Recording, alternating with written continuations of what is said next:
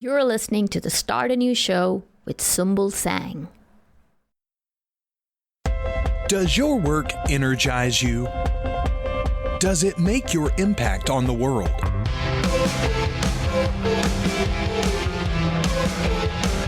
Welcome to Start Anew, the show that looks beyond success into freedom, fulfillment, and your passion-driven career. Join your host, Sumbul Sang, for inspiring stories and bite-sized training to help you start anew with clarity. And now, here is Sumbul.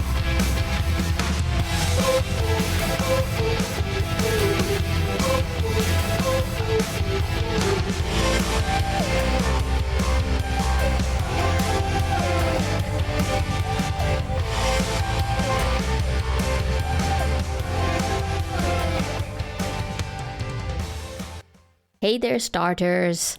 Thank you for joining me on another Strategy Saturday session. Today, we continue the curriculum of self-awareness. Speaking of self-awareness, this is exactly where you've got to begin if you are starting anew in life. Download your free self-awareness toolkit at letsstartanew.com.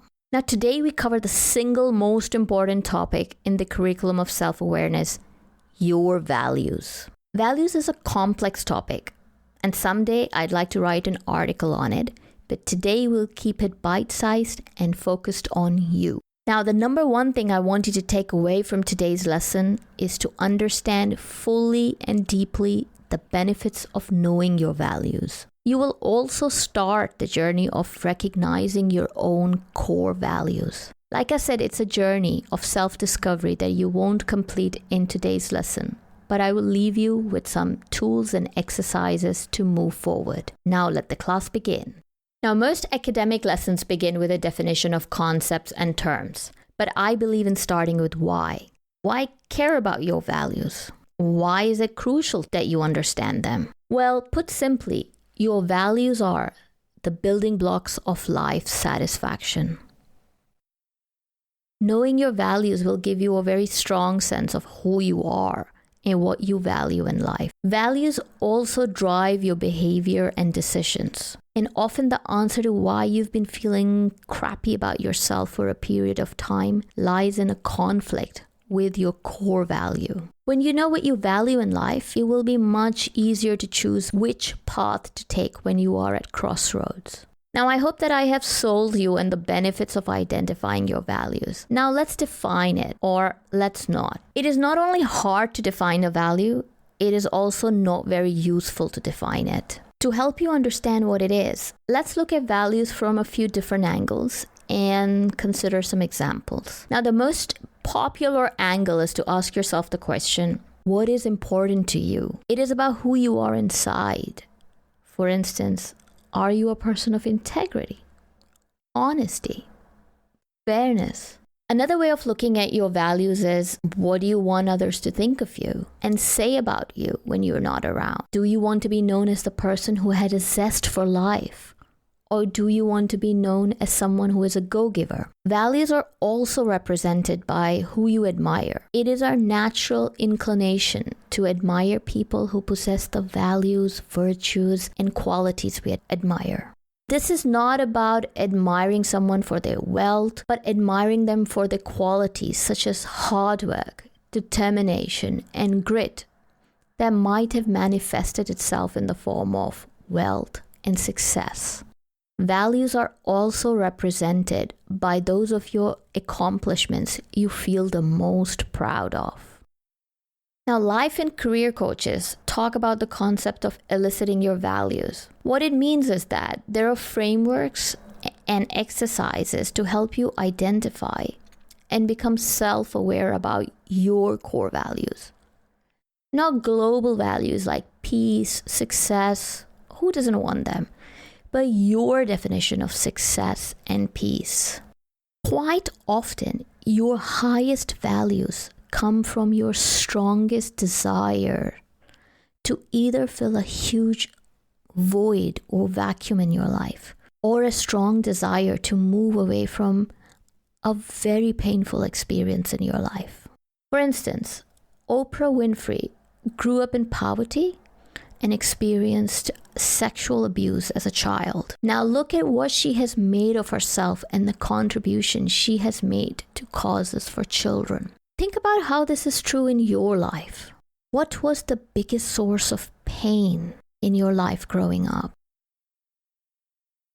What was your biggest vacuum or void in your life growing up? How has this void or painful experience influenced the decisions you've made for the rest of your life? Or the decisions you have avoided? How has it influenced the actions you've taken and the actions you haven't taken? Let me give you an example. A dear friend of mine grew up without a father. This was the biggest void in his life growing up, and nothing could fill it until he became a father himself. And then he dedicated himself to being the best, most present, most engaged father he could be.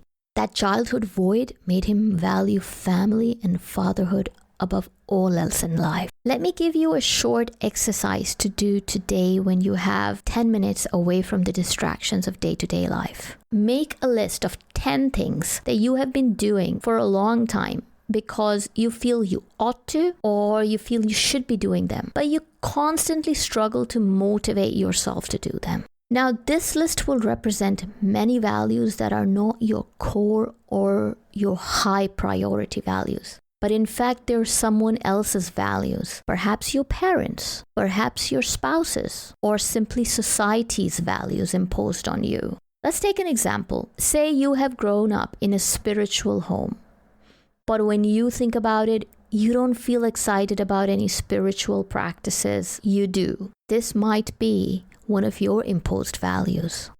Now, to fully understand or elicit your values, it will require you to go through a whole bunch of exercises like the one we just talked about. We can't cover them all today, but if you would like me to share more exercises with you to help you elicit your values, please post a comment on this post at letsstartanew.com/12 or shoot me an email at sumbul@letsstartanew.com. Now let's do a quick recap of what benefits you can expect to have in your life if you took the time to know your values. Number 1, you will efficiently prioritize things in all areas of your life.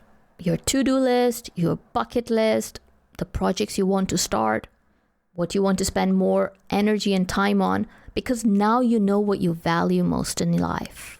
Number 2, you will find it easier to make confident decisions quickly about choices you have in your career or your life in general. Number 3, you will have more harmony because you will be in a position to let go of what is not important to you and focus on what is. This state of harmony or congruence with who you are, what you think, what you speak, and what you do is the secret of life's satisfaction. Don't believe me? Well, I'll leave you with a quote from Mahatma Gandhi. Happiness is when what you think, what you say, and what you do are in harmony. All right, starters, that's a wrap for today's lesson. Check out the show notes for this episode at letsstartanew.com/12 for more in-depth notes on values. And don't forget to tune in next Saturday for the next lesson on self-awareness, which will be about identifying your interests. Until then, dream big and take some action to start on those dreams. Thanks for joining us for this episode of the Start Anew Show. We invite you to be more than a passive listener. Be a starter. Join our community and snag exclusive freebies from Sumbul and her guests at letsstartanew.com. Create your vision of freedom and fulfillment right here on the Start Anew Show.